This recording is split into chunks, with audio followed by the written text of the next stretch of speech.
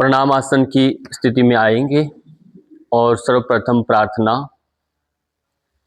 संगच्छध्वं संवदध्वं शम्भो मनसि जानिताम् देवाभागं यथा पूर्वे संजानाना उपासते। ओम शांति शांति शांति।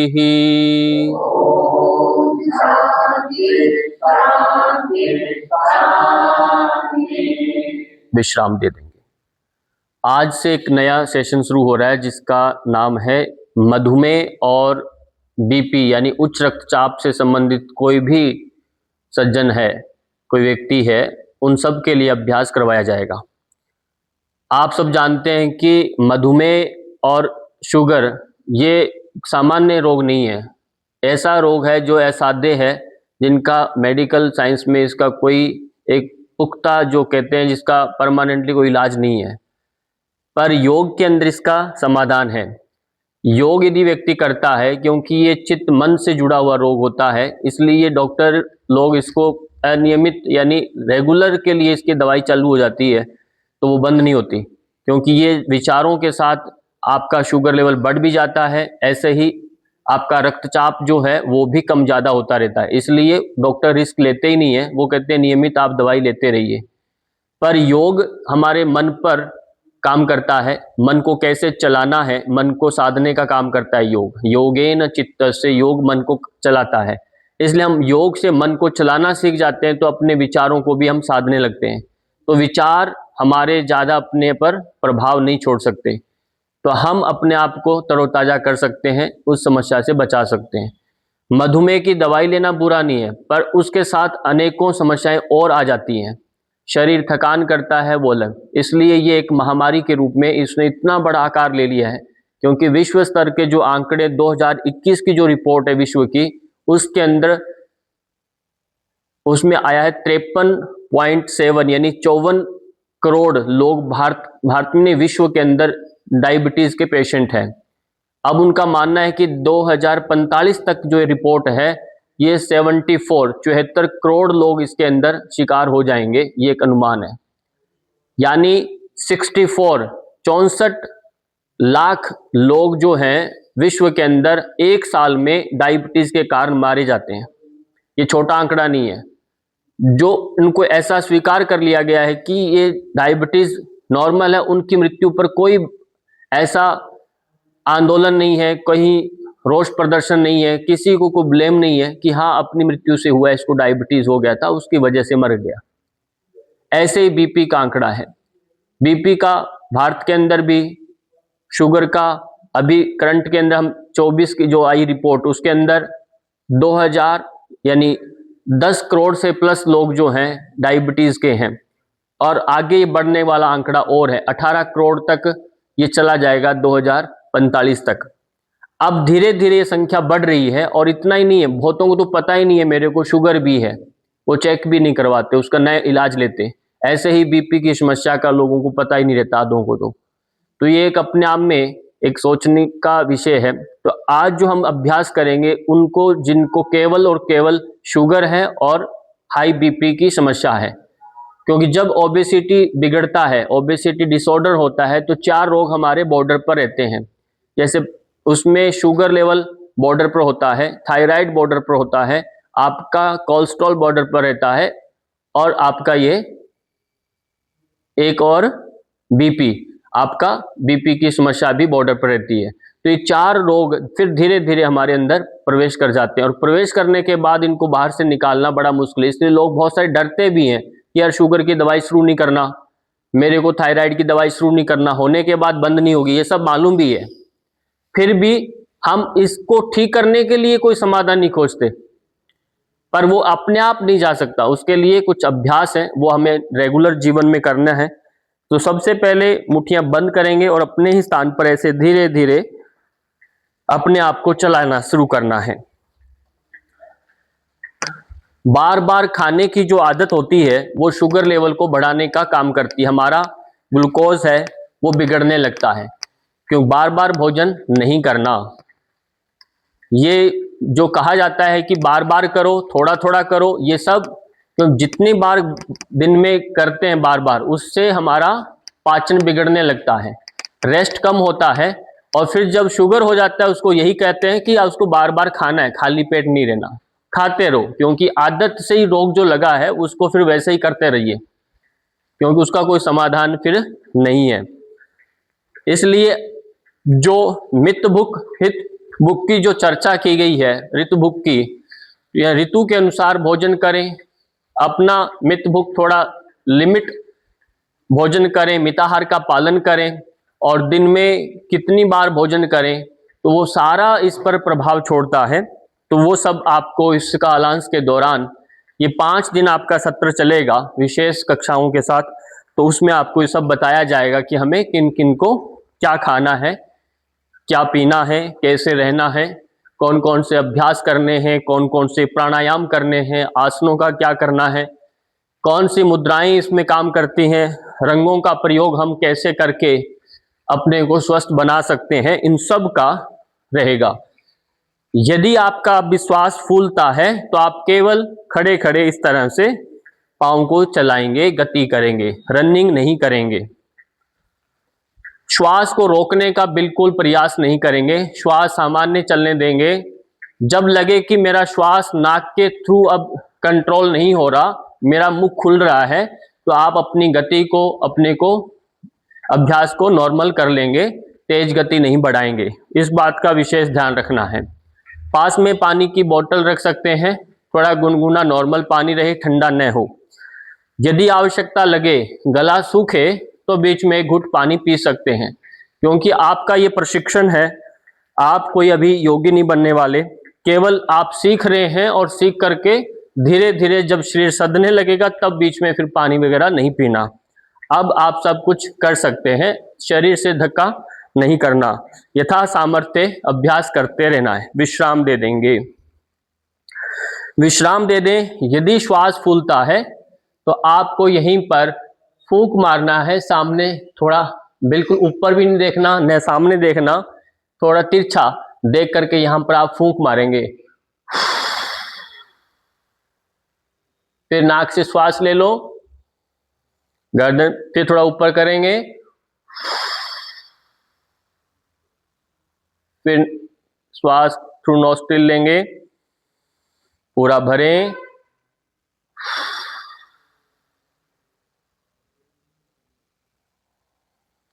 इस तरह से 5 बार आप क्रम को दोहराएंगे। जब हम गहरी श्वास लेते हैं नाक से, और जब हमारे को बेचैनी होती है तो हम मुख से श्वास छोड़ते हैं, इससे हमारा श्वास तुरंत नियंत्रण में आ जाता है। पर मुख से श्वास नहीं लेना, ये बात ध्यान रखनी है, भले आप कितना ही करें। यदि श्वास मुख से आने लगा तो आप रुकने की कोशिश करेंगे, विराम देंगे। अब यहीं से पांव को अंतर कम ले लेंगे। क्या होता है, कई बार मोटापा भी है, शुगर भी है, और बहुत सारी समस्याएं इकट्ठी हो जाती हैं, और घुटनों में दर्द भी आ गया, तो खड़ने में कहीं हो सकता है परेशानी, तो बैठ कर भी ये अभ्यास कर सकते हैं। अब यहीं पर आप गर्दन को ऊपर लेकर जाइए, श्वास भरते हुए, श्वास छोड़ते हुए गर्दन नीचे करेंगे, श्वास के साथ गर्दन ऊपर, और श्वास छोड़ते हुए गर्दन नीचे। और महसूस करें जब गर्दन पीछे जाए तो ज्यादा जाए, कंठ पर खिंचाव आएगा। जब गर्दन आगे आए, ठुड्डी कंठकूप के स्पर्श हो रही है, ये महसूस करें। पर ध्यान दें, जिनको सर्वाइकल वो गर्दन आगे नहीं करेंगे, आंखें खोल के रखेंगे, आंखें बंद न करें। सामान्य स्थिति, दाएं और बाएं करेंगे गर्दन को, दाएं लेकर जाएं गर्दन, श्वास छोड़ते हुए बीच में लाएं, श्वास भरते हुए बाईं तरफ लेकर जाएं। इस तरह से दोनों तरफ आप दाएं और बाएं आप लेकर जाएंगे, दाएं और बाएं। यह अभ्यास आपके मूल को ठीक करेगा, आपका तनाव भी कम करेगा। साइड में गर्दन करें, श्वास भरते हुए गर्दन सीधा करें। थायराइड की समस्या भी दूर करेगा, और गर्दन स्वस्थ है तो आपका शरीर स्वस्थ है मान लीजिए, इसलिए गर्दन में अकड़न नहीं चाहिए, बिल्कुल रिलैक्स और सॉफ्ट आपका गर्दन होना चाहिए। मूवमेंट प्रॉपर रहे। जैसे जैसे गर्दन अकड़ेगी तो आपका स्वभाव भी अकड़ेगा, आपका शरीर भी अकड़ेगा। गर्दन के साथ कंधे अकड़ेंगे, सिर अकड़ेगा, पूरा शरीर के अंदर रोग बिगड़ने लग जाएंगे। तो ये संकेत होता है कि आपका गर्दन न अकड़े। इसलिए सबसे सरल है बैठ करके आप भी अभ्यास करेंगे, ऐसे कर सकते हैं। धीरे धीरे गर्दन को गोलाकार घुमाएंगे, धीरे धीरे गोल गोल गर्दन को घुमाना है। क्लॉकवाइज आप रोटेशन देंगे,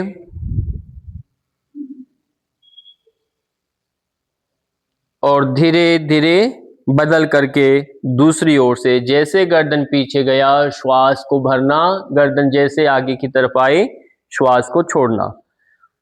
ध्यान देना है जब भी हम अभ्यास करें, न आपको घड़ी पहन के करना है, न बहुत कपड़े अच्छे टाइट पहन के करना है, बटन वाले कपड़े नहीं पहनने, जीन वगैरह, ऐसे लूज अच्छे रिलैक्स होके पहन के करना है। और जेब के अंदर कुछ भी ज्यादा सामान है वो सब बाहर छोड़ करके, ज्वेलरी बहुत पहन के नहीं करना, रिलैक्स होके करना, जिससे प्राण का आवागमन बाधित नहीं हो और हमारा ध्यान भी अपने ऊपर न जाए, यानी उन व्यर्थ के काम पर न जाए, अपने शरीर पर, मन पर, बुद्धि पर ही ध्यान बना रहे। अगला अभ्यास, यहीं से हाथ सामने करें, धीरे धीरे मुट्ठियां बंद करें और खोलें, और मन में एक उत्साह रखें कि मैं अब इन कक्षाओं से, इस योग साधना से, योग विद्या से, इस अभ्यास से मैं स्वस्थ हो रहा हूं और मैं स्वस्थ हो जाऊंगा। धीरे धीरे बदल के इस तरह से कलाई का अभ्यास करेंगे। स्वयं पर विश्वास करें कि मैं नियमित अभ्यास कर पाऊंगा, करूंगा। स्वयं से संकल्प करना है और मेरे को स्वस्थ होना है। कलाई को गोल गोल घुमाएं और अपने लक्ष्य को, मेरे को साधना है और मैं उसे शीघ्र ही प्राप्त कर लूंगा, अपनी मंजिल को शीघ्र ही प्राप्त कर लूंगा। उसके लिए मुझे स्वस्थ होना है, प्राणवान बनना है और मन को मजबूत बनाना है। धीरे धीरे बदल के दोनों तरफ कलाई को घुमाना है। जब तक शरीर स्वस्थ नहीं तब तक आपका प्राण स्वस्थ नहीं हो सकता।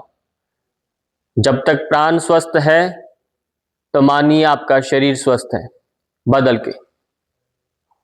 और जब तक मन स्वस्थ नहीं हो सकता जब तक आपके प्राण स्वस्थ नहीं है। इसलिए प्राणों को भी स्वस्थ बनाना है, वो सब हम करेंगे। जब तक मन स्वस्थ नहीं होगा तब तक आपकी बुद्धि स्थिर नहीं हो सकती साइड में। इसलिए बुद्धि को भी स्थिर करना है ताकि मन हमारा स्वस्थ है। और जब तक बुद्धि स्थिर नहीं होगी तब तक आप आनंद यानी अपने लक्ष्य को प्राप्त नहीं कर सकते। इसलिए ये सब एक दूसरे से जुड़े हुए हैं। आप इसको इग्नोर करके शरीर को आगे नहीं बढ़ सकते। शरीर मूल है। इस प्रकृति पर जो कुछ भी है उसको भोगने के लिए भगवान ने कहा कि आप शरीर धारण करो। आत्मा को कहा शरीर धारण कर जाके। शरीर धारण करने का उद्देश्य ही आत्मा का केवल प्रकृति को भोगना और मोक्ष की प्राप्ति के लिए मिला है। इसलिए हमें अपने शरीर को स्वस्थ रखने के लिए प्रयत्न करना, ये हमारा पुरुषार्थ होना चाहिए। एक एक हाथ को गोल गोल घुमाओ, ऐसे एक एक हाथ को आगे से गोल गोल घुमाना है। श्वास भरते हुए धीरे धीरे, श्वास छोड़ते हुए। योग का मतलब अपने एक एक अंगों को देखना, चल के स्वयं को देखना, और कुछ न करने का नाम योग है। कुछ नहीं करना, जब आप बैठेंगे कुछ नहीं करना। ये सारे के सारे जो अभ्यास आप कर रहे हैं ये सब सूक्ष्म व्यायाम है, जिसे हम योग बोल देते हैं। ये योग नहीं है, योग के अंग है ये गलतफहमी में नहीं रहना। आप जब आसन करते तो आप बोलेंगे योगासन कर रहा हूं मैं, योग अपने आप में पूर्ण होता है। तो अब यहीं से आप क्या करेंगे, पाँव में हल्का सा अंतर ले लेंगे। अब हम शुगर के लिए अभ्यास से पहले हम करेंगे बीपी का, ताकि श्वसन हमारा मजबूत हो। हाथ सामने करेंगे ऐसे। अब ध्यान इतना देना है, यदि किसी का हार्ट सर्जरी हो गया है या कुछ भी स्टंट वगैरह डला हुआ है तो वो कुछ समय तक यानी 6 महीने या 1 साल तक वो अपने अभ्यास सावधानी से करेंगे। धीरे धीरे श्वास भरते ऊपर जाना, यानी इसके बाद करते हैं, वो डायरेक्ट ऑनलाइन देख के अभ्यास नहीं करेंगे। उंगलियां मिला लेना, जब हाथ पास में लाओ तो दूर करेंगे तो उंगलियों को खोलना है, जितना हो सके उंगलियों को तानिए, पूरा खोलिए। श्वास छोड़ते हुए धीरे धीरे हाथ पास में लाएंगे। श्वास भरते हुए जाओ, रोकना नहीं है श्वास, श्वास छोड़ते हुए आएंगे, श्वास भरते जाएं। यदि आपका हृदय मजबूत हो गया तो पूरा शरीर का तापमान स्वतः ही नियंत्रित हो जाएगा। श्वास छोड़ते हुए आना, विश्राम दे देंगे, विश्राम दे दें। अब यहीं से आप हाथों को ऊपर लेकर जाओ, श्वास भरते हुए, श्वास छोड़ते हुए, फिर भर के जाओ, भरते भरते जाना और छोड़ते छोड़ते श्वास को आना। ऐसा नहीं कि आधे में भर लिया और हाथ फिर ऊपर लेके जा रहे हो, ऐसे भरते जाइए, श्वास पूरा भर लें और ऊपर खींचिए, श्वास लेते लेते श्वास छोड़ते आना, धीरे धीरे धीरे धीरे धीरे हाथ नीचे। ये आप 3 से 5 बार, 5 से 7 बार ये धीरे धीरे संख्या को बढ़ाएंगे। आपने 2 अभ्यास किया, हाथों को दूर करना और हाथ ऐसे ऊपर करना। इससे आपके वक्षस्थल की शक्ति बढ़ेगी।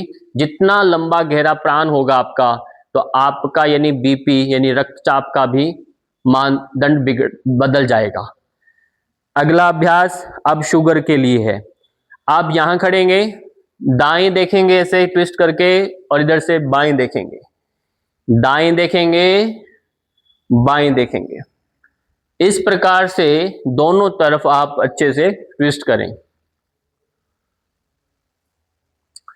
त्रियक जब हम ऐसे कटी संचालन करते हैं, दाएं और बाएं करते हैं, तो आपके उदर प्रदेश के जो अंदरूनी अंग होते हैं, जिससे आपका पूरा का पूरा शुगर लेवल नियंत्रित होता है, पाचन नियंत्रित होता है, वो सब स्वस्थ होने लगते हैं, उनकी मसाज होने लगती है। इसलिए खूब अच्छे से ट्विस्टिंग देना। आप चाहें हाथों को खोल के भी दाएं बाएं इस प्रकार से कर सकते हैं। जैसे जैसे आप ट्विस्ट करते हैं तो गॉल ब्लैडर का, इधर लीवर का, स्प्लीन का, स्टमक का, अंदर छोटी बड़ी आंतों का, इन सब की मसाज होती है। तो सब अपने अपने काम अच्छे से करने लगते हैं। जब अच्छे से काम सभी करेंगे तो आप स्वस्थ हो जाएंगे। तो इसलिए चल करके उनके बारे में थोड़ा सोचना कि वो स्वस्थ कैसे रहते हैं, ये कभी विचार करना। शरीर के सभी अंग किसी न किसी खान पान से स्वस्थ होते हैं और उनके गलत विरुद्ध आहार से वह खराब हो जाते हैं। तो कहीं ये हम गलत आहार तो नहीं ले रहे, तो ये सब विचार करना बहुत जरूरी है। इसको हेल्थ कॉन्शियस बोलते हैं। आप स्वास्थ्य के प्रति कितने सजग हैं, तो ये सब विचार कर लेना है। अब पाँव में थोड़ा अंतर और बढ़ाएं, अंतर बढ़ाएंगे। अब ज्यादा आगे नहीं झुकना, थोड़ा झुकना, कोहनियों मिलाओ, हल्का सा आगे झुके, सामने देखें, सामने देखना। श्वास भरते भरते ऊपर आइए, हल्का सा पीछे जाना, क्योंकि हाई बीपी है इसलिए बहुत पीछे नहीं जा सकते, रोकना नहीं है। श्वास छोड़ते हुए धीरे धीरे धीरे धीरे आगे हल्का सा आइए, गर्दन सामने देखना, नीचे नहीं देखना। श्वास भरते ऊपर आइए, श्वास छोड़ते हुए हल्का सा पीछे। घुटने सीधे रखने, घुटनों को नहीं मोड़ना।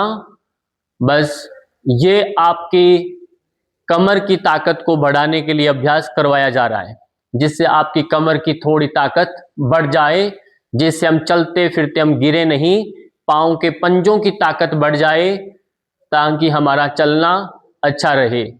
हल्का सा पीछे होना, ऊपर देख सकते हैं, आंखें खोल के रखनी है, बहुत सुंदर, विश्राम दे देंगे। जैसे जैसे समय बढ़ेगा आप अपने आसनों की स्थितियों को बदलते जाएंगे। अब यहीं से दाएं ऐसे घुटना को चेक करो, बाएं ऐसे हल्का हल्का आप इनको बेंड करना। पाँव की डायरेक्शन बिल्कुल सीधी रखिए, पाँव बिल्कुल सीधे हैं। कमर को साथ में मोड़ना नहीं है, कमर सीधा रखिए सामने की तरफ। पैर के घुटने को केवल मोड़ना है, दूसरा पैर सीधा रख के खींच के रखना होता है। विश्राम दे देंगे। अब यहीं से एक पैर को उठाएंगे ताकि अब पेट की मांसपेशियों के लिए अभ्यास हो रहा है। नाभि से और मूत्रेंद्री के जो बीच का भाग हो उसको हम पेडू बोलते हैं, वहां पर यदि चर्बी बढ़ती है तो हमारा शुगर लेवल बढ़ने लग जाता है। इसलिए आगे झुकने वाले अभ्यास ज्यादा करवाते हैं ताकि हमारा पेट का मोटापा न बढ़े। इसलिए एक शुगर के साथ एक प्रमेय होता है, प्रमेय एक मधुमेह होता है। मधु मतलब मीठा, मेह का अर्थ होता है पेशाब। आपका पेशाब जो होता है वो मीठा होने लग जाता है, इसलिए आपने देखा पेशाब करते वहां चींटियां वीटियां आ जाती है छोटी छोटी, तो वो इसका संकेत होता है कि आपके शुगर लेवल शरीर में बढ़ रहा है। आप अपने खाने का ध्यान दीजिए। ये सब हमारा शरीर सिम्टम्स पहले बोलते हैं, पर हम उसको नजरअंदाज करते हैं, तब शरीर में वो रोग घर कर जाता है। अब एक एक पैर को ऊपर उठाओ, ऐसे उठाकर गोल करके घुमा के रख दीजिए ऐसे, जिससे थोड़ा बैलेंस भी बनाओ और गिरना नहीं है। जहां से पैर को उठाओ गोल घुमा के वहीं रख देना। यदि आपका बैलेंस प्रॉपर बन रहा है तो अभी शरीर और मन की एक रूपता बनी हुई है, नहीं तो शरीर कुछ करता है, मन कुछ कर रहा है, शरीर अपना नियंत्रण खो रहा है। अब श्वास के साथ पैर को ऊपर उठाएं, श्वास भरें, श्वास छोड़ें। यदि आपका पैर 10 किलो का है तो आप ये वेट लिफ्टिंग कर रहे हो, अपने पैर को उठा के ऐसे रख रहे हो, तो इसकी पेट की आंतें मजबूत हो रही हैं, पेट की मसल्स मजबूत हो रही है। तो आपको अलग कहीं जाने की आवश्यकता नहीं है, आपके शरीर में इतने वजन दे रखा है भगवान ने, उठाइए। और निर्जीव को उठाने से अच्छा है अपने संजीव जो आपके शरीर के साथ जुड़ के अपने काम को करिए और महसूस करें। विश्राम दे देंगे। अब यहीं से पैर को सीधा सीधा ऊपर करें, एक नीचे करें, पैर को सीधा ऊपर करें, नीचे करें, ऊपर करना, नीचे करना। इस तरह से एक एक पैर को ऊपर नीचे ये अभ्यास करना है। प्रयास करें शरीर पर नियंत्रण साधने का, उतना ही धक्का करें जितना आपका शरीर स्वतः सहयोग करता है, जबरदस्ती नहीं करना। दाएं पैर को ऊपर करो, बाएं करें, उनको बोलो थोड़ा धीरे बोले, बाएं करें, दाएं करें, बाएं करें, दाएं करें। इस प्रकार से दोनों तरफ आप पैरों को करते हैं।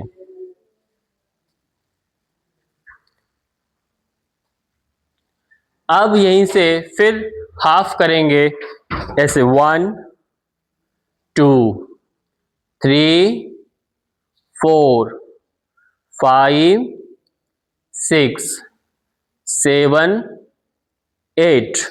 रिलैक्स कर दो, एड़ियां उठाना, पंजों पर आई, 1 नीचे रखना, 2 3 4 5 6 7 8 9 10। ये इसलिए अभ्यास करवाए जा रहे हैं, जैसे जैसे शुगर बढ़ता है तो जितने हमारे ज्वाइंट्स होते हैं उनमें स्वेलिंग आना शुरू हो जाता है, वो मूवमेंट कम होता है, वहां गंदगी जमा होने लगती है। जैसे हम बोलते हैं आपके यूरिक एसिड बढ़ रहा है, सब चेकअप होता है तो वहां सब रुकने लगता है, जब रुकने लगता है तो वहां पर दर्द भी शुरू हो जाते हैं। इसलिए सारे ज्वाइंट्स के आपके मूवमेंट करना बहुत जरूरी है। शरीर के अंदर कहीं ना कहीं रोग लॉक हो चुका है, उसको आपने मूवमेंट करके उसकी सफाई करना शुरू कर रहे हैं आज से। अब यहीं से केवल और केवल पांव के पंजों को उठाओ, तलवों को नहीं उठाना, केवल पांव की पंजों को, उंगलियों को ऊपर करना और छोड़ देना। पांव की उंगलियों को ऊपर किया, छोड़ दिया। तो आप महसूस करेंगे आपके पांव की ताकत बढ़ेगी इससे। चलते फिरते आप कॉन्फिडेंस महसूस करेंगे। आप उछल कूद अच्छे से कर पाएंगे यदि आपके पंजे ठीक हैं। सीढ़ियों से चलते हुए, फर्श पर चलते हुए आपके पांव अच्छे से ग्रिप करेंगे। आप देख रहे हैं नीचे ये फर्श लगा हुआ है। इस फर्श पर यदि हम लगातार चलते रहते हैं तो आपके घुटनों में दर्द हो जाता है। आपको ध्यान है, क्योंकि इन पर हम सोच समझ के चलते हैं, पैरों को दबा दबा के चलते हैं, तो घुटनों की चाल, घुटनों का जो बल है वो कमजोर होता है और बल कहीं और लगता है, जहां से घुटनों से ताकत मिलना चाहिए था वो नहीं लगती। इसलिए नॉर्मल धरती पर कहा गया कि आप कच्ची मिट्टी के उस रोड पर या ऐसे पत्थर वाली रोड पर आप चलें, नंगे पैर चलें, घास में चलें, उससे आपका पूरा शरीर का, घुटनों का बल लगता है। एक एक मसल्स उसमें काम करती है। ये जैसे जैसे संख्या बढ़ रही है मार्बल की, पतले पतले जो टाइल्स की संख्या बढ़ रही है, तो आपके घुटनों की समस्या भी बढ़ रही है। ये आप नोट करके देख सकते हैं। अब यहीं से कुछ अभ्यास हैं, हम खड़े होकर के करेंगे। हाथों को इंटरलॉक लगाओ ऐसे। अब हम पहला अभ्यास करेंगे ताड़ासन। ऐसे पूरा धीरे धीरे ऊपर खींचो, खींचिए खींचिए, ऊपर लेके जाओ और बिल्कुल अपने को इस तरह से व्यवस्थित कर लें और हल्का सा पीछे की ओर धकेलिए। श्वास सामान्य रखें, खींच के रखना। इससे बड़े लाभ हैं, आपका श्वसन भी, फेफड़े भी खींच रहे हैं, हाथों की अंगड़ाई से पूरा रीढ़ की हड्डी खिंचाव में आ रहा है और उंगलियां आपस में फंसाकर खींचने से अर्थराइटिस भी दूर हो रहा है। इससे धीरे धीरे श्वास छोड़ते हुए धीरे धीरे नीचे लाना। श्वास लेना और छोड़ना, मैं श्वास गति में जाते समय की बात करता हूं। अंतिम स्थिति में श्वास सामान्य रखना है। अब श्वास भरते हुए धीरे धीरे लेके जाओ ऊपर, भरते जाएं भरते जाएं भरते जाएं और अंतिम में श्वास सामान्य कर लें। धीरे से लें और छोड़ें। हाथों की स्थिति खींच के रखिए, हाथों को खींच के रखिए, एड़ियां न उठाएं, बैलेंस बना के रखें, दृष्टि सामने रखें। श्वास छोड़ते हुए धीरे धीरे धीरे धीरे वापिस आए। हाथों में रक्त के प्रवाह को आप महसूस करेंगे। जब आप हाथ रोक के रखेंगे तो हाथों में सुनपन जो है वो कम होने लगेगा। लगातार हाथ में मोबाइल लेने से लोगों के हाथ खराब हो रहे हैं, कोहनियां खराब हो रही है कंप्यूटर पर लगातार बैठ के काम करने से। खींच के रखिए। गर्दन झुका देने से गर्दन के दर्द आ रहे हैं, नींद बिगड़ती जा रही है। आप सोचिए, लगातार बैठे रहने से हमारी कमर यहां से जाम हो गई है, पेट बढ़ता जा रहा है, आगे झुकने की कैपेसिटी नहीं है, न हम पीछे झुक पाते। तो इससे रीढ़ की स्टिफनेस की वजह से पूरे शरीर के अंग प्रत्यंग जो है वो निष्क्रिय हो रहे हैं। उनसे जुड़े जितने भी काम है वो शरीर के अंदर प्रॉपर न होने से रोग एंट्री करने लग गया। तो हमें करना क्या है, शरीर का मूल जो अंग है रीढ़ की हड्डी, उसकी बैकवर्ड बेंडिंग और फॉरवर्ड बेंडिंग पर धीरे धीरे अपनी योग्यता से अभ्यास को धीरे धीरे लेकर आना है। अब अगला अभ्यास है पांव में अंतर लीजिए। जो अभ्यास आज हम कर रहे हैं इनको नोट कर लेना है, रूटीन में आपको करना है तो कॉपी पेन साथ रख के एक बार देखें, दो बार देखें, अभ्यास नियमित करना है। एक अभ्यास है त्रिकोण आसन। हाथों को साइड में किया, अब यहीं से दायां पैर को धीरे से घुमा लेंगे, कमर सीधी रखेंगे, धीरे धीरे साइड में जाओ। जितना हो सके हाथ आपका घुटने के लग रहा है तो लगने दीजिए, ज्यादा जा रहा है ज्यादा जाओ। हाथ जो सामने है उसकी तरफ, हथेली सामने की तरफ रखो मेरी तरफ, और जो मिडल फिंगर है उसको देखो, गर्दन घुमा दीजिए, श्वास सामान्य रखें। इसमें थोड़ा बेचैनी होगा, घबराना नहीं है, श्वास सामान्य रखिए। धीरे धीरे लीजिए, धीरे धीरे छोड़िए। साइड में आपको खूब अच्छे से खिंचाव आएगा। ये खिंचाव आपका कॉन्स्टिपेशन भी ठीक कर रहा है, कमर दर्द भी ठीक करेगा और साथ में आपके साइड के ऑर्गन्स भी इससे प्रेस हो रहे हैं वो ठीक होंगे। धीरे धीरे श्वास भरते हुए वापिस ऊपर आ जाइए और हाथ ऐसे पांव की डायरेक्शन घुमाएं, दूसरी तरफ पैर की डायरेक्शन घुमाएं और धीरे धीरे धीरे धीरे धीरे दूसरी तरफ चले जाओ।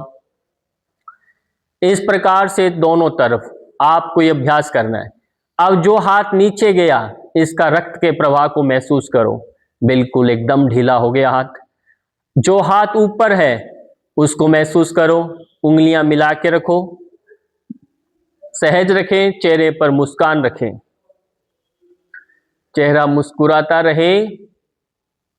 समत्वम योग है उच्चते का भाव। धीरे धीरे श्वास के साथ ऊपर आएंगे, पांव की डायरेक्शन सीधा करेंगे, धीरे से हाथ नीचे करेंगे और अपने स्थान पर बैठ जाएंगे। अपने स्थान पर बैठ जाओ। यदि अच्छे से आप बैठ सकते हैं बैठ जाइए और बैठ करके पैरों को सीधा कर दीजिए। पैर आपके बिल्कुल सीधे कर दो ऐसे।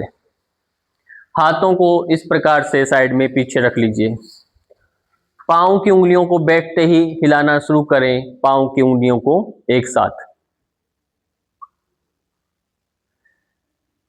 पहले धीरे धीरे इनको उंगलियों को हिलाइए, फिर आप इसको तेजी से गति से हिला के देखिए कितना तेजी से आप उंगलियों को हिला सकते हैं क्या। ठीक, ऐसा करने से मस्तिष्क से जो निर्देश जा रहा है, इसका मतलब आपकी पांव की उंगलियां अभी सक्रिय है, आपको ऑर्डर को फॉलो कर रही है, रिलैक्स कर दो। ये चेक करना बहुत जरूरी है, क्योंकि दूरी में तो यही है हमारे शरीर से। कहते हैं ना, दिल्ली की जो सरकार दिल्ली में जो बैठती है उस तक का तो भला हो ही जाता है, और एक बिल्कुल कोने में भारत के अंतिम छोर में जो रहता है, क्या वहां पर क्या लाइट गई, पानी गया कि नहीं, ये जरूरी बात होती है। तो हमारा शरीर भी एक पूरी है, इसको जो पूर बोला है। धीरे धीरे इस तरह से दाएं बाएं, ये बहुत बड़ा नगर नहीं है, महानगर है, ये पूरा ब्रह्मांड इसी के अंदर समाहित है। इसलिए यथा शरीरे तथा ब्रह्मांडे, यथा ब्रह्मांडे तथा शरीरे। जो हमारा शरीर है वही ब्रह्मांड है। जो कुछ ब्रह्मांड में हो रहा है वो आपके शरीर में भी घटित हो रहा है। यथा पिंडे तथा ब्रह्मांड, ये पिंड बोला, इस शरीर को क्या बोला, पिंड। इस जो पिंड में है वही ब्रह्मांड में है। तो आप अपने शरीर को जानना शुरू करते हैं। पैरों के पंजे आगे पीछे करें, इससे घुटनों के दर्द तो जाएंगे ही जाएंगे, पाँव के एंकल्स की स्वेलिंग भी जाएगी, पाँव का जो दर्द है वो दूर होगा, एड़ियों का जो दर्द है वो दूर होगा, और पिंडलियों का दर्द ठीक होगा। जब पिंडलियां दर्द नहीं करती तो इसका मतलब आपका हृदय मजबूत है। हृदय कमजोर का संकेत देती है पिंडलियां। इसलिए अक्सर मैं देखता हूँ बहुतों कहते हैं हमारी पिंडलियां में दर्द हो रहा है, पिंडलियां, वो इग्नोर करता है शरीर। पिंडलियां तो पता चल जाता है, थोड़ा सा चलते हो तो पिंडलियां दर्द होंगी, इसका मतलब आपकी हार्ट की मसल्स पर भी प्रभाव पड़ रहा है चलने फिरने से। तो अब बात ध्यान देना है, धीरे धीरे आप उसको ठीक कैसे करें। ऐसा थोड़ी चलना बंद कर देंगे आप, चलना तो है, क्योंकि हृदय गति चलने से ठीक होती है। अब चलना तो है, पर आपको करना क्या है, पिंडलियों की मालिश करनी है। शरीर की पूरे की मालिश हो या ना हो, पर पिंडलियों की मालिश जरूर करनी है, क्योंकि हृदय चलता रहे। आपने देखा जब व्यक्ति पैरालिसिस हो जाए, ब्रेन हेमरेज हो जाए, या कोई शरीर का अंग भंग हो जाए, तब भी वो उसका हृदय चलता रहता है, तब तक जिंदा है वो। बाकी शरीर टूट गया, पूरा शरीर जर्जर हो गया है, पर हृदय चल रहा है, तब तक जिंदा है व्यक्ति। इसका मतलब हृदय ही आपकी जान है, आपका प्राण हृदय में निवास करता है। श्वास चल रहा है, हृदय की धड़कन चल रही है। तो हृदय की मजबूती के लिए हम क्या करते हैं, ये विचार करना है। योग करने से हृदय मजबूत होता है, प्रसन्न रहने से हृदय मजबूत होता है, ईश्वर की भक्ति करने से हृदय मजबूत होता है। ईश्वर की भक्ति से मतलब ये है ईश्वर के प्रति समर्पण का भाव, यानी आपको ईश्वर पर विश्वास होना चाहिए, तब आप स्वस्थ बनेंगे। ये विश्वास ही व्यक्ति को नींद दिलाता है। यदि किसी को नींद नहीं आती तो उसका मतलब उसे विश्वास नहीं है। डर लग रहा है कि मैं कल मेरा क्या होगा, काम से मेरा क्या परिणाम होगा, इस भय के कारण उसकी नींद बिगड़ती जाती है। और ये दिनों दिन ये भय की जो स्थिति है ये बढ़ती जा रही है। मनुष्य को लग रहा है कि मैं तो बहुत पीछे रह गया, मेरा क्या होगा, सब आगे निकल गए। ऐसा नहीं है, आप जो कर सकते हैं वो कोई नहीं कर सकता। तो इसलिए डर मन में नहीं बनाना, विश्वास रखिए ईश्वर पर, सब अच्छा होगा। आप केवल कर्म करने पर ध्यान दीजिए। इसलिए कर्म योग का बल दिया गया। योग है कर्मसु कौशलम का जो बात कही है, वहां निष्काम कर्म के लिए कहा कि आप केवल कर्म करिए, फल अपने आप मिलेगा।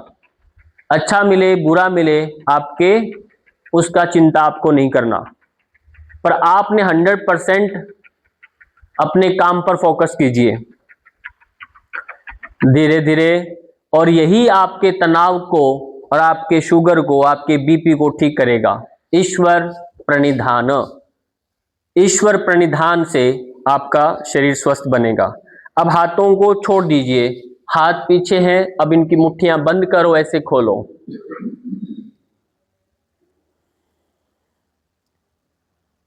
बहुत सुंदर, ऐसे करिए।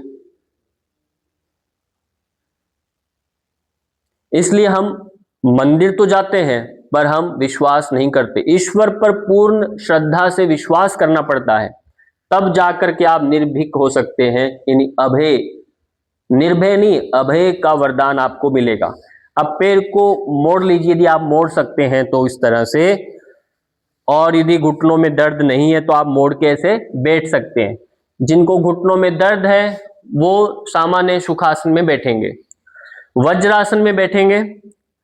अब ध्यान देना, शुगर जब हमारी सेशन हुआ था पहले, तब हम आगे मंडूक आसन करवा रहे थे, पर अब आप मंडूक आसन नहीं कर सकते क्योंकि आपको साथ में क्या है, बीपी की समस्या है। हम आगे प्रेशर वाले आसन नहीं कर सकते, इसलिए मंडूक आसन शुगर में बहुत अच्छा है, पर अब यहां पर उसके लिए निषिद्ध है। आगे झुकेंगे तो प्रेशर बढ़ेगा, हार्ट के ऊपर प्रेशर बढ़ेगा, तो वो आपको नहीं करना। पर अब क्या करना, केवल वज्रासन में बैठेंगे, जिससे हमारा पाचन मजबूत हो, अपच नहीं हो। पाचन, ये इस अभ्यास को आप दिन में 10 मिनट के लिए, 15 मिनट के लिए, जैसे समय लगे, 1 बार 2 बार ये अभ्यास आप करेंगे। ये एक आसन आपका है वज्रासन। तो वज्रा से क्या होता है कि आपका पाचन मजबूत होगा। पाचन कमजोर होना भी शुगर लेवल का कारण है। पाचन यदि ठीक होता तो शुगर कैसे होता, इसलिए कहा थोड़ा थोड़ा खाना, दिन में बार बार खाना। यदि पाचन ही अच्छा हो तो एक साथ ही खा लो ना, समझ रहे हैं। पाचन कमजोर हो जाता है, भूख ज्यादा लगती है, क्यों, शरीर में अब रोकने की, ऑब्जर्व करने की ताकत कमजोर हो चुकी है, होल्ड नहीं कर सकता वो, इसलिए उसके बार बार टॉनिक देना पड़ता है। थोड़ा सा काम करे जल्दी थकान हो जाती है। अब ये पूरा का पूरा शुगर लेवल उसका बिगड़ जाता है। तब ये ध्यान देना है, वज्रासन रखने से, करने से आपका पूरा पाचन संतुलित होने लगेगा, और शरीर यानी आपका लीवर, आपका गाल ब्लैडर यदि रिमूव नहीं हुआ तो वो पूरा प्रॉपर तारतम्यता से यदि काम करेगा तो निश्चित रूप से आपका शुगर ठीक हो जाएगा। पैनक्रियाज यानी अग्नाशय जो है वो अच्छे से काम करेगी, वो दोनों स्पोर्टिव है उनके। यदि पेट में हवा भर रही है तो आपका गाल ब्लैडर ठीक नहीं है। यदि ज्यादा एसिडिटी हो रही है या पाचन मंद पड़ रहा है तो आपका लीवर ठीक नहीं है, वो या तो फैटी हो चुका है या डैमेज हो रहा है या ज्यादा एसिड बना रहा है, यानी आपका ज्यादा हम राजसिक भोजन ले रहे हैं। तो इस प्रकार से तो हमें ध्यान देना है, लीवर का विशेष ध्यान रखें। इसलिए पानी की मात्रा को आप धीरे धीरे करके बढ़ाएंगे, साथ साथ में वज्रासन में तो बैठेंगे ही, दिन में पानी की मात्रा को भी बढ़ाएंगे। पानी की मात्रा के लिए जो बताया, यानी आपका जो वजन है 20 किलो वजन पर 1 लीटर पानी पीना है। यदि आपका 100 किलो वजन हो गया है तो 5 लीटर पानी आपको दिन में एक साथ नहीं पीना, दिन में अलग अलग टाइम में आवश्यकता से पीते रहना है। यदि इससे कम पिएंगे तो पूरा शरीर का तापमान बिगड़ेगा, और तापमान बिगड़े तब बीपी आपका ठीक नहीं हो सकता। बीपी का बढ़ना, तापमान ठीक नहीं होना। और ये ध्यान रखना है, आपका मूत्र जब आप विसर्जन करते हैं, पेशाब जब करते हैं, तो पेशाब बहुत ज्यादा पीला आ रहा है तो उसको देख के पानी की मात्रा को कम ज्यादा आप करेंगे। एक पैरामीटर है ये। यदि आपका पेशाब पीला आ रहा है तो आप पानी की मात्रा बढ़ा देंगे क्योंकि शरीर गर्मी ले रहा है। ठीक, यदि पेशाब नॉर्मल आ रहा है भले आप थोड़ा पानी कम कर सकते हैं, उसमें ज्यादा पानी की आवश्यकता नहीं है। शरीर खुद बोलता है। कभी कभी हो सकता है पानी ज्यादा पिएंगे, चलते रह रहे हैं, घूम रहे हैं और आपको पूरा दिन निकल गया, आपने पेशाब ही नहीं किया। इसलिए 500 ml का मतलब आधा लीटर आपको दिन में पेशाब करना जरूरी है। यदि नहीं करते तो आपका किडनी खराब होगा, क्योंकि किडनी ही ब्लड का फिल्टर करती है, रक्त का शोधन करती है। वो रक्त शुद्धि नहीं होगा तो शरीर में तापमान बिगड़ेगा, गुस्सा बढ़ेगा किडनी की वजह से। खाली पेट रहना नहीं है ठीक, खाली पेट रहेंगे तो किडनी खराब। आप वज्रासन में बैठे थे इसलिए बातें मैंने बताई। ऐसा आपको दिन में अभ्यास करना है। धीरे धीरे आप आसन को छोड़ दें, ऐसे साइड में बैठ जाओ और पांव को विश्राम दे दो। पैर सीधे करेंगे, एक पैर को ऊपर रखेंगे और इस तरह से आप पैर को ऐसे करें, ऊपर करें। यह अभ्यास करें जिससे आपका कुल्ला भी ठीक रहे, ये नितंबास्ती भी ठीक रहे और प्लस यहां से नाभि के नीचे का पेडू मैंने जो बताया वो ठीक काम करे, ऐसे प्रेस हो, दबे। ऐसा जब होगा तो आपका शुगर लेवल ठीक होने लगेगा।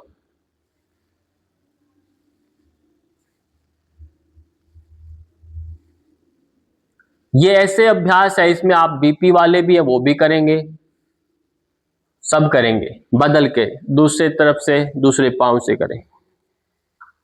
एंकल्स की अच्छी मूवमेंट हो रही है, आपका टखना भी एक्टिव हो रहा है, घुटने की फ्लेक्सिबिलिटी बनी रहेगी तो घुटनों का दर्द नहीं आएगा। व्यक्ति कंफ्यूज रहता है कि मैं पहले घुटने का ऑपरेशन करवाऊं, एंकल्स का कराऊं, हिप का करवाऊं, जो भी जोड़ों में दर्द होते हैं वो सोचता है कि दर्द हो रहा है तो इसका ऑपरेशन हो जाए तो ठीक हो जाएगा, पर ऐसा नहीं होता। आप ऑपरेशन करवाने से पहले ही आप विचार कर लें तो ये सब ऐसी स्थिति नहीं आए। घुटना में यदि दर्द आता है थोड़ा थोड़ा शुरू होता है, अचानक तो आएगा नहीं, पर जब आप उसको नजरअंदाज करते हैं या आपने उसको आश्रय दिया, उसने तो कहा था पर आपने माना नहीं, पैरों को ऐसे मोड़ करके गोरक्षासन का अभ्यास करें। इसलिए शरीर की मालिश करना बहुत जरूरी है। ये दोनों रोग जो होते हैं, शुगर का रोग भी और रक्तचाप यानी बीपी की समस्या भी, आपके वात प्रकोपित रोग होते हैं, वात के रोग होते हैं ये।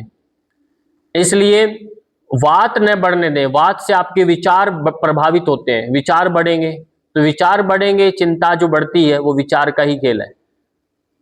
तो अब धीरे धीरे आप अपने विचारों को साधते हैं योगाभ्यास से, प्राणायाम से, और ये सब ठीक होने लगता है। और आयु के साथ वात प्रकोपित होगा ही होगा, और ये इसलिए शुगर बड़ी आयु का रोग होता है। फिर जो बहुत ज्यादा शाही जीवन जीते हैं, राजसी ठाठ बाट से रहते हैं, पहले इसे अमीरों का रोग माना गया था, बीपी शुगर, अब हर घर घर में आ गया, अब सभी अमीर बने खड़े हैं, कमी नहीं है। इसके पीछे कारण क्या है? सुविधाएं। सारे सुविधाएं जब सरकार देती जा रही है तो रोग भी बढ़ते जा रहे हैं, ये बात समझ लीजिए। सारे घर बैठे बैठे फोन से आप लोन ले लेते हो, पैसा आ जाता है, सारे आपकी मशीनें आ जाती हैं घर में, काम करने की जरूरत ही नहीं है। फिर छोटी छोटी जब तनाव होता है तो उसको सहन ही नहीं कर पाता वो। हर तनाव का आपके पास इलाज है। सरकार कहती तनाव लेने की जरूरत नहीं है, आपको जो चाहिए हम दे देंगे, आपके पास जो कुछ है वो हमें दे दो, हम आपको सब दे देंगे। किसी पर कुछ बचना नहीं चाहिए आपका। आपका मकान बचा हुआ है तो इस पर ही हम आपको पैसा दे देंगे, गाड़ी ले रखी है इस पर ही दे देंगे, कुछ सोना वोना खरीद रखा है तो इस पर भी दे देंगे पैसा। आप बस जो बिल्कुल नंगे हो जाओ आप, यानी पैसा आप दे देंगे। अब जब कुछ भी नहीं रहेगा तो आदमी तनाव में आएगा कि नहीं आएगा? ये सुविधा नहीं है, ये द्विधा है, इसको द्विधा बोलते हैं। व्यक्ति द्विधा में आ गया, सुविधा कुछ पल के लिए मिली पर द्विधा में फंस गया, अब क्या होगा? इसलिए इनकम कैसे बढ़े, आपका रोजगार कैसे बढ़े, इस पर बल दिया जाए तो ये सारे रोग नहीं आए। इसके पीछे बड़ा कारण ये भी है कि आपको ज्यादा सुविधा हम भोगी हो गए हैं, सुविधा प्राप्त करने के चक्कर में घर बैठे ही खाना आ जाएगा, कहीं जाने की जरूरत नहीं है, सुविधा दे दी, आप बैठो, चलने की आदत ही नहीं होगी। आप कमरे में ही शौचालय दे दिया, जाने की जरूरत नहीं बाहर, तो बैठे बैठे यहीं बिस्तर के पास ही मुँहते रहो। अब सुविधा मिल गई ना, तो मूवमेंट कम हो गई। जितनी सुविधा बनाएंगे, अपार्टमेंट जितने छोटे छोटे होंगे तो आदमी उतने छोटे में घूमता रहेगा, तो मूवमेंट कम होगी। अब क्या करेंगे, ये सारी सुविधा का परिणाम है। इसलिए बोला गया कि अमीरों का रोग है। ये गरीब लोग तो पहले घूम फिर लेते थे, अब गरीब भी सुविधा भोगी हो गए हैं, अब वो भी बड़े बन गए, इसलिए रोग गरीबों में भी ये बराबर मात्रा में बढ़ रहा है। केवल शहरों तक सीमित नहीं है, अब गरीबों में भी, यानी आम जन में भी ये रोग बहुत तेजी से बढ़ गया है। अब आप पैरों को सीधा करेंगे, अब नौका का चालन करेंगे जिससे हमारा पेट ठीक हो। ऐसे आप बैठ करके ऐसे नौका चलाएं, धीरे धीरे नौका चलाइए, ऐसे नौका चलाओ, आगे झुकना, पीछे गए, श्वास छोड़ा, श्वास भरा, श्वास छोड़ा, ये अभ्यास करना, नौका चलाना। सभी अपने अपने घरों में चक्की ले आइए, चक्की ला के रख लीजिए, आपका व्यायाम भी होगा और कुछ वो अनाज भी ताजा निकालेगा। मोटा धान शुगर में बहुत अच्छा माना गया है, ताजा पीसकर ताजा खाना, इकट्ठा नहीं किया जाता। इसलिए आप घर में जौ है, आप चने हैं, जो बड़ा अनाज होता है उसको आप खुद दलन करके आटा बना करके आप उसको डेली खा सकते हैं खाने में। बस गेहूं की रोटी थोड़ी कम कर देनी है, कभी कभार खा सकते हैं, नहीं खाना। हाथ ऐसे रख दो नॉर्मल, पैरों में अंतर ले लो, गर्दन पीछे लमका दो, अपने आप को ढीला छोड़ दें, रिलैक्स कर दीजिए, पूरा शरीर शिथिल कर दें, शिथिल कर दें, विश्राम दे दें। बहुत सुंदर। अब यहीं से आप अपने स्थान पर लेट जाएंगे, लेट जाना है, आराम से लेट जाओ,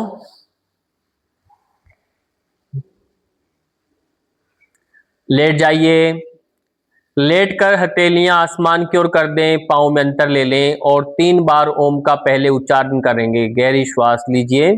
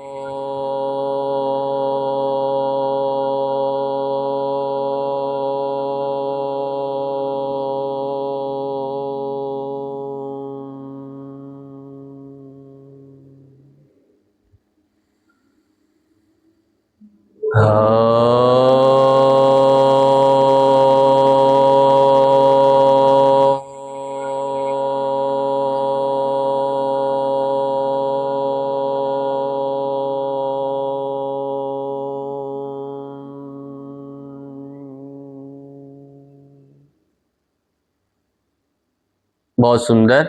अभी पाँव को मिला लेंगे, हाथों को पास में ले आए, आंखें खोल लें। अब एक पैर को सीधा सीधा श्वास लेते हुए ऊपर उठाएं, धीरे धीरे सीधा ऊपर उठाओ। जब लगे मेरा पैर अब आगे नहीं जा रहा, पैर का घुटना मुड़ रहा है, तो वहां रुक जाना है उससे पहले। फिर श्वास छोड़ के धीरे धीरे पैर को नीचे ले आए, सिर्फ इतना ही काम करना है। अब बदल के दूसरे पांव से श्वास भरते हुए दूसरे पैर को सीधा ऊपर लेकर जाओ और उतना लेकर जाओ यदि आपका घुटना सीधा है वहां तक, मुड़ने लगे तो रुक जाना और फिर श्वास छोड़ते वापस आ जाना है। ये दोनों पांव से ये 10-10 बार दोहराओ। श्वास के साथ गए, श्वास छोड़ते हुए नीचे आना, झटका नहीं देना, मंद गति से जाएंगे।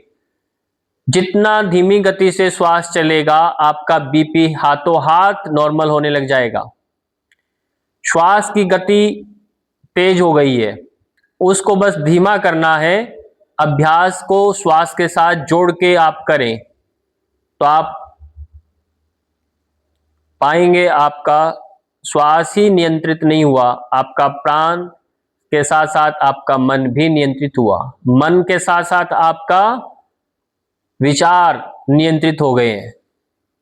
जब विचार नियंत्रित हो रहे हैं तो आपका बुद्धि भी स्थिर हो रहा है। आप सक्षम हो जाएंगे निर्णय लेने में, आप दूरदृष्टा बन जाएंगे, आपकी योजनाएं प्रभावी हो जाएंगी। आप जो काम करेंगे वह दूरगामी लंबा परिणाम देने वाला होगा, लंबे समय तक वह परिणाम देगा। इसलिए हमारे ऋषि मुनि दिव्य दृष्टा थे, मंत्र दृष्टा के साथ उनकी दिव्य दृष्टि भी थी। उन्होंने मन को साधा और ऐसा उन्होंने जो फार्मूले दिए वो आज भी काम करते हैं। इतने हजारों वर्षों के बाद भी आज भी चरितार्थ हो रहे हैं। ये उनका दिव्य दर्शन है। अब रुक जाएंगे, पैरों को दोनों को मोड़ लेंगे। पैरों को मोड़ने के बाद अब आप श्वास लेते हुए कमर को ऊपर उठाएं, बीच में से ऊपर, क्योंकि आपने अभी जो अभ्यास किया कहीं कमर में दर्द ना आए। ये श्वास के साथ कमर ऊपर किया, श्वास छोड़ते हुए नीचे किया, श्वास भरते ऊपर जाएं, श्वास छोड़ते हुए नीचे जाएं। श्वास के साथ धीरे धीरे ऊपर लेकर जाएं अपने आप को, श्वास छोड़ते हुए नीचे आना। बहुत सुंदर। अब पाँव को वापस से सीधा कर दें, पाँव को सीधा कर देंगे। अब दाएं पैर को ऊपर उठाना और गोल गोल ऐसे जीरो बनाएं। 5 राउंड ऐसे क्लॉकवाइज जीरो बनाएंगे। श्वास भरते ऊपर उठाएं, श्वास छोड़ते पैर को नीचे लाना। हथेलियों का रुख नीचे जमीन की तरफ कर देंगे। बाकी शरीर को एकदम झटका ना लगे, पूरा शरीर शिथिल रहे, केवल लोअर बैक से आपकी ताकत लग रही है। 5 राउंड कंप्लीट होने के बाद विपरीत दिशा में 5 राउंड कंप्लीट करेंगे। धीरे धीरे धीरे श्वास के साथ आप यह अभ्यास पूर्ण करेंगे। ये आपके नाभि से नीचे का जो मोटापा है उसे कम करेगा। जब वह कम होगा तो शुगर लेवल भी तुरंत कम होने लगेगा। विश्राम दे दे। एक पाँव का कंप्लीट हुआ, अब दूसरे पाँव से अभ्यास पूर्ण करें। 5 चक्कर करेंगे। एकम, द्वे, त्रीणि, चत्वारि, पंच। अब वापस यदि बीच में थकान हो तो पाँव को नीचे रख करके रिलैक्स करके आप करेंगे, पर अभ्यास समान करना है दोनों तरफ। जीरो बनाना है, डी नहीं बनाना। दोनों तरफ पूरा गोला बनाना है, आधा नहीं बनाना। दूसरे पैर को भी पैर क्रॉस करके जाए और दूर भी जाए। इससे इनर थाइज, लोअर बैक, इन सब की मसल्स मजबूत होती है। साइटिका का जो दर्द आता है ना, ये अभ्यास करने से नहीं आएगा। पाँव को रिलैक्स कर दें, हथेलियां आसमान की ओर कर दें। अब फिर 3 बार ओम का उच्चारण करेंगे। गहरी श्वास भरें।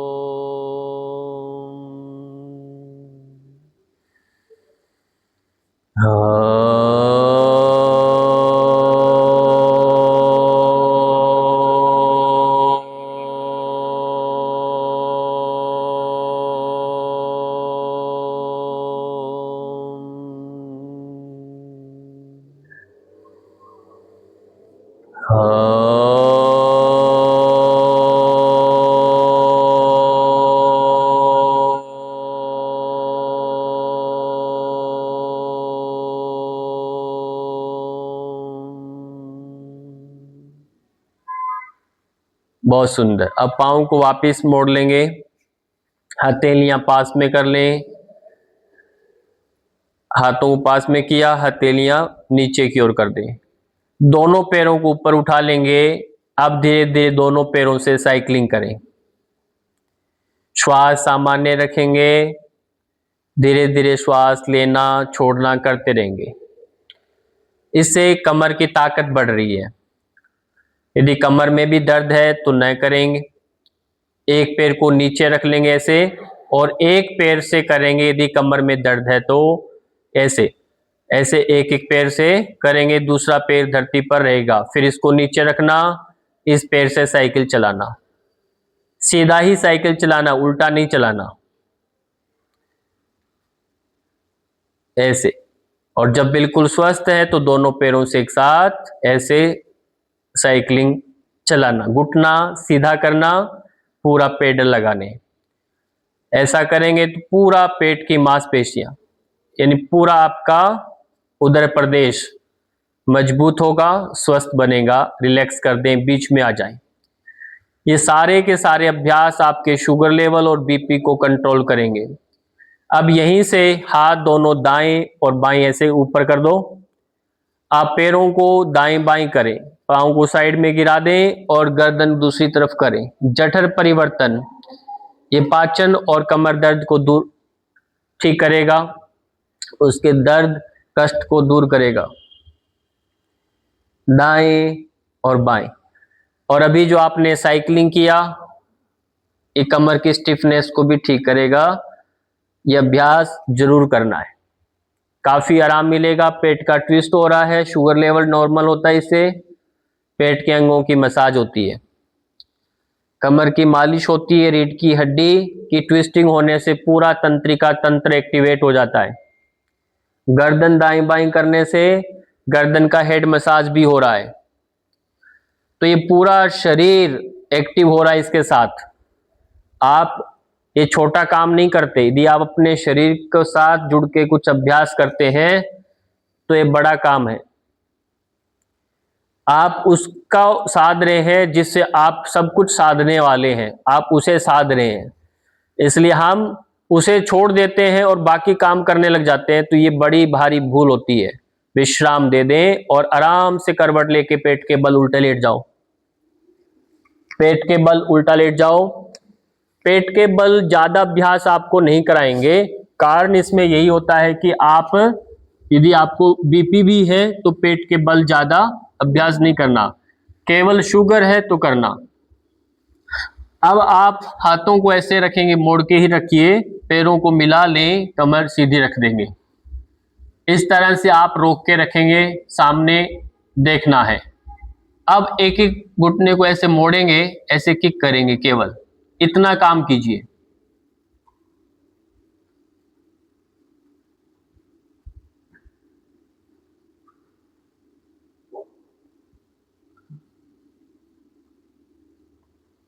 केवल आपको इतना करना है जिससे नाभि स्वस्थ रहे। आपकी नाभि से पूरा तंत्रिका तंत्र जो है हमारा, ग्रंथियां हैं, नाभि से जुड़ी रहती हैं।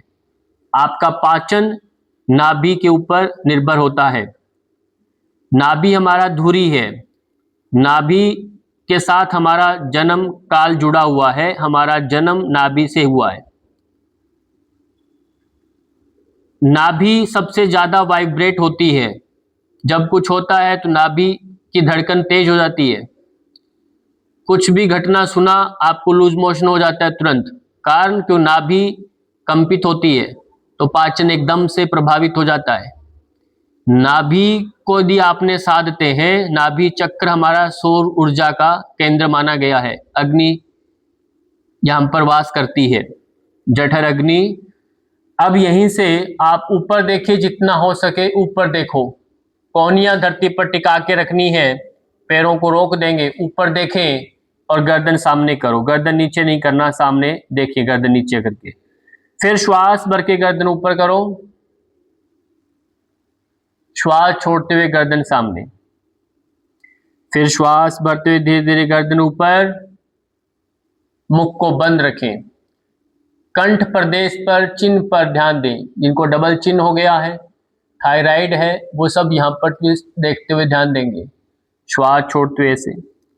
अब यहीं से दाएं देखिए, कोनिया नहीं उठाना, केवल दाएं देखो, फिर धीरे धीरे बीच में आ जाए। फिर बाईं तरफ देखिए, कोनिया सीधी रखिए, दूसरी तरफ देखें। इस प्रकार दोनों तरफ 3-3 बार ये दोहराएंगे। ये सब काम करते हैं आपके शुगर को कंट्रोल करने और बीपी को साधने में, पर आपको ये ध्यान देना है, अभी आपको इस पर काम पर ध्यान देना है। ये सब काम करते हैं। कमर को ढीला छोड़ के रखिए ताकि कमर को पूरा आराम मिले। बहुत सुंदर। अब पांव के पंजों को बाहर निकाल दें, इसे बाहर की तरफ कर दें और मकरासन में रेस्ट करेंगे।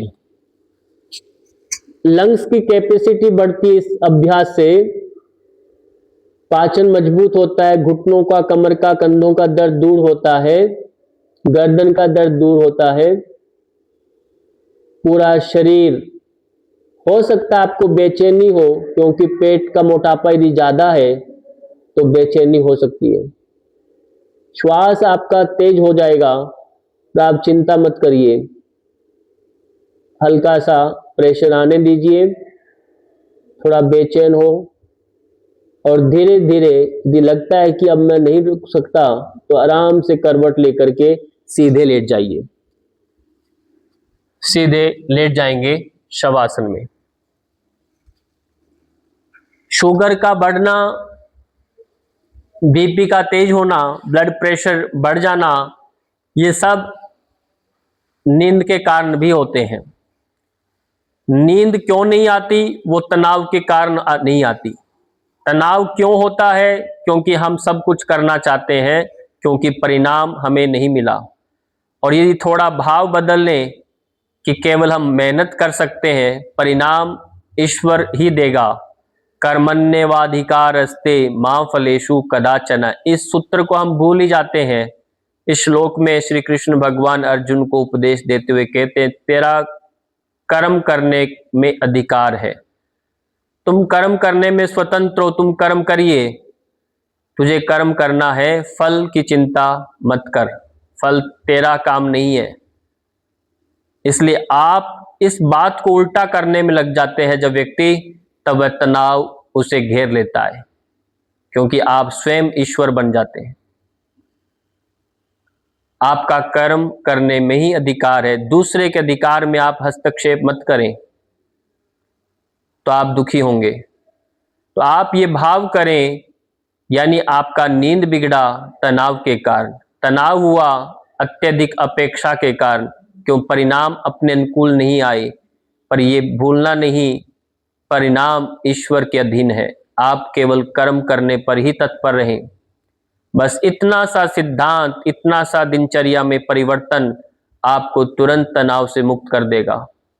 आप स्थिर होने लग जाएंगे, मानो बड़ा भार मिट गया, निश्चिंत होकर नींद आने लग जाएगी। आपको विश्वास, आपका भय मुक्त होना आपको निद्रा दिलाती है। चिंतित होकर भय से व्यक्ति नींद नहीं ले सकता, इसलिए शवासन का गहरा संबंध है। इसलिए शवासन आज के समय में बढ़ता जा रहा है। शवासन रिलैक्सेशन जो टेक्निक है, वो केवल आपको निद्रा के समीप लेके जाता है। जागते हुए निद्रा लेने का अभ्यास है शवासन। पूरे शरीर को शिथिल कर देते हैं आप इसमें, प्रत्येक अंगों को विश्राम दे देते हैं। पूरा शरीर शिथिल होता है और इसे चेतना से किया जाता है। चेतन सर्वोच्च है, ये इसमें एहसास होता है शवासन के दौरान। चेतन तत्व मन को भी स्थिर करता है, बुद्धि को भी निर्विचार करने का निर्देश देता है। चेतन दृष्टा भाव से शरीर को देखता है, ये शरीर धरा पर लेटा हुआ है, इसके भारीपन को देखता है, इसे निहारता है। देखो ये रंग बिरंगे कपड़े पहनकर मेरा शरीर, जिसमें मेरा कहता हूं, ये शरीर लेटा हुआ है। ये मेरा घर है। आत्मा कहती है मेरा घर है, मैं इसमें निवास करती हूं। ये महसूस करता है। दृष्टा भाव यदि व्यक्ति का स्पष्ट हो जाए, देखने का नजरिया यदि स्पष्ट हो जाए, तो वह तनाव में नहीं आ सकता। शरीर मुक्त हो जाएगा। शरीर कोई बंधन से जकड़ेगा नहीं। शरीर मुक्त आत्मा हो जाएगा। आत्मा रहेगी पर शरीर मुक्त आत्मा की भांति होगा। शरीर शिथिल होगा। जैसे व्यक्ति जब मृत अवस्था में होता है तो पूरा शरीर शिथिल होता है, आत्मा मुक्त हो जाती है। आत्मा से युक्त होकर के यदि शिथिल होना सीख गए तो आप जीवन जीने की कला सीख गए। पर हम नहीं हो पाते। हम शरीर को ही आत्मा मान लेते हैं, शरीर ही हम सब कुछ है ऐसा जान लेते हैं। ऐसा नहीं है। यही योग का दर्शन है। दृष्टा दृश्यो संयोगो हय हेतु। दुख का कारण दृष्टा और दृश्य का संयोग ही है, ये महर्षि पतंजलि जी कहते हैं। यदि हम इन्हें अलग अलग जान लें तो आप योग को प्राप्त हो जाएंगे। सारी समस्याओं का समाधान हो जाएगा। चिंताओं से आप मुक्त हो जाएंगे तुरंत। तो ये शवासन सभी आसनों के पश्चात आपको करना है। शवासन के दौरान पूरा शरीर शिथिल हुआ, हमने स्वयं को देखा, ये अभ्यास किया। अब जब हम शवासन से बाहर आते हैं तो आपको सबसे पहले हाथों पांव की उंगलियों को हिलाना है। गर्दन को दाएं और बाएं करना है। गर्दन दाएं और बाएं किया ताकि शरीर अब सक्रिय हो रहा है, क्योंकि पहले प्राण चल रहा था पर शरीर शिथिल था। अब इसे प्राण के साथ वापिस से सक्रिय किया। अब पाँव को मिलाएं, हाथों को ऊपर लेकर जाएंगे, इंटरलॉक लगा के जैसे मानो हमने ताड़ासन किया था पहले, वैसे ही अपने आप को पुनः तानेंगे ऊपर की ओर, नीचे की ओर। ऐसे अंगड़ाई लीजिए, जोर से ऐसे अंगड़ाई लीजिए मानो आप सुबह की अब उठ रहे हैं, पूरी रात भर की नींद लेकर के अब जागरण हो रहा है और आप पूर्णता से हल्केपन का अनुभव भी करेंगे। अब एक हाथ नीचे ले आए, जो हाथ नीचे उसी ओर पांव को मोड़ लें, दूसरी ओर जो हाथ ऊपर है उसकी ओर धीरे से घूम करके करवट ले लेंगे और करवट लेकर के आप इस स्थिति में 5 सेकंड होल्ड करें। एकदम से खड़े होकर भागना नहीं है। इस गहनता, इस शिथिलता, इस जागरण को अनुभव करें। अब आप सुषुप्त अवस्था से अब जागृत हो रहे हैं। अब धीरे धीरे अपने हाथों पैरों का सहारा लेके आराम से अपने स्थान पर किसी भी ध्यानात्मक आसन में बैठ जाएं। आंखें बंद रखें, कोई भी ध्यानात्मक आसन धारण करें और उसमें बैठें। कमर सीधा कर दें, ज्ञान मुद्रा में बैठ जाएं। कंधों को ढीला छोड़ दें, कमर सीधी है, गर्दन सीधा है, आंखें ढीली कर दें, आंखों को, पलकों को ढीला छोड़ दें। शरीर में हुए परिवर्तन को अनुभव करें। जब बच्चा जन्म लेता है, उस गहन निद्रा से जब बाहर आता है, उस सुषुप्त अवस्था से जब बाहर आता है, जागृत अवस्था में होता है, तो एक कौतूहल होता है उसके अंदर, सब कुछ जानने की तीव्र इच्छा होती है।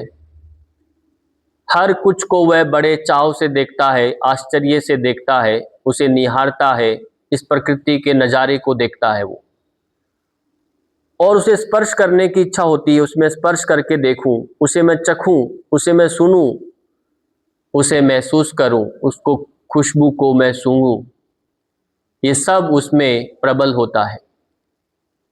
वह अनभिज्ञ होता है इस संसारी जगत से, इस भौतिकता से वह दूर होता है, पर वह भोगने के लिए भी आया ही है, उसका जन्म हुआ है, तो वह उसके प्रति तीव्र लालसा भी होती है कि मैं सब जान लूं ये। तो बच्चा जन्म लेने के बाद जैसे ही बोलने चलने लगता है तो वह रुकता ही नहीं है, कहाँ छोड़ेंगे और कहीं और पहुंच जाता है, क्योंकि वह सब कुछ जानना चाहता है। उसे कोई खिलौना दे दें तो उसको तोड़ देगा, उसको पूरा बिखेर देगा, उसको खोल खोल के देखेगा इसमें क्या है।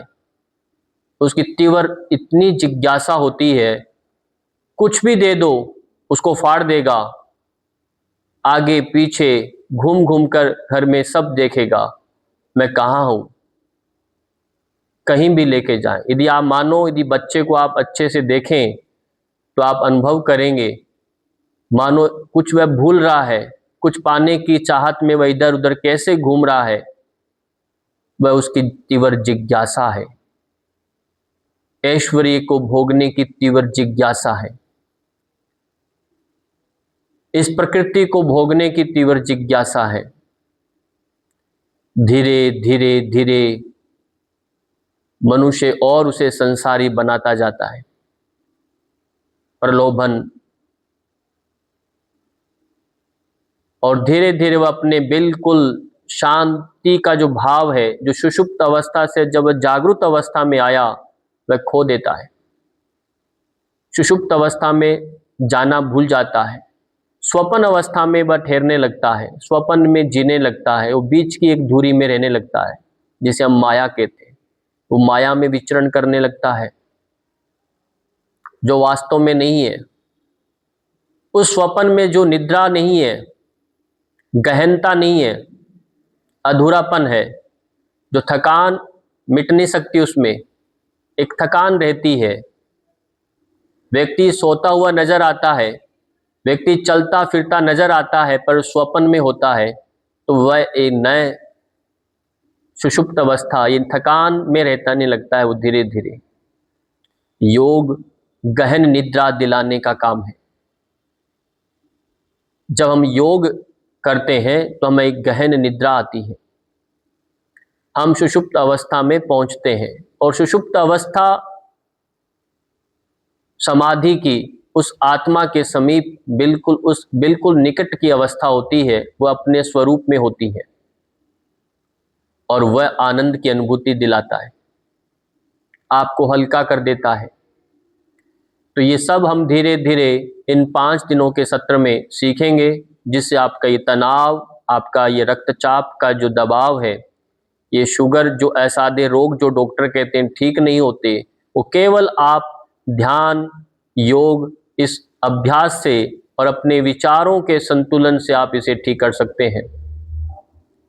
तो आज का ये सेशन यही हम पूर्ण करेंगे विश्व कल्याण प्रार्थना के साथ। सर्वे भवन्तु सुखिनः, सर्वे सन्तु निरामया, सर्वे भद्राणि पश्यन्तु, मा कश्चित् दुःखभाग् भवेत्। ओम शांति शांति शांति। दोनों हाथों को पीछे बांधना है। आप धीरे से आगे झुक सकते हैं तो आगे झुकें, माता पिता का स्मरण करें, गुरुजनों का स्मरण करें, इष्ट देवता का ध्यान करें और भूख को नमन करें। श्वास के साथ धीरे धीरे वापस आना है, हथेलियों का घर्षण करना है, आंखों पर स्पर्श कराना है और आंखें पलकाते झपकाते हुए धीरे धीरे आंखों को खोलना है। बहुत सुंदर। इसी के साथ आप सबका बहुत बहुत धन्यवाद। शुभ दिन रहे। नमस्कार।